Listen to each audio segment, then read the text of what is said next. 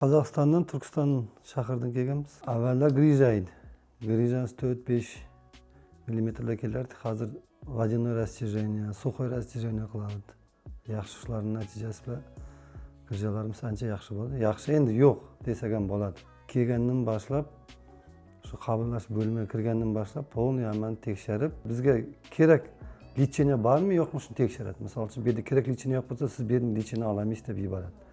Өзлерде бар лечение айтады, тәвсие қылады, біз şu лечение аламыз. Ауқатлар диетический, шердің ауқатланамыз. Ашқазан тазалайды, орошение қылады, ванологияда яқшы, циркулярный душлары бар. Водяной растяжение бар ванологияда. У жақта физиотерапияда сухой растяжение бар. Өзінің кәсілі қарап бере береді. Азикирит бар, шамаллашларға, айткен аяқларға, белге, әр келген пәйтті шыларын аламыз. Біздерде енді анша сауық сіздері қарағанда, біздерде сауық. Біздер сауық өткеннен кейін, шөй келгеннен кейін, лажы барша шу дава тауып кетіш үшін әрекет қыламыз да. Әр елі бір мәрте кеп, лечение алып кетеміз, жерден рефлекс болып қалған десеген болады. Лечениесі яқшы, врачлар мәмілесі яқшы, қарашлар яқшы. Қайырың ауырса, шерінге точный диагнозында лечение береді да. Мысалы үшін, жүрек болса, жүрекке, ашқазан болса, ашқазанға.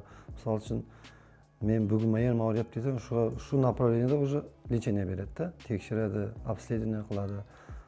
Хамшилерге айтады, бүгін бұл маңдай анализ аласыз, бүгін маңдай нема қыласыз. Ертесіге шу анализдарын көріп текшеріп, шуға қарап лечение береді. Кеп дамалышқа тәвсие қыламыз, яқшы жай.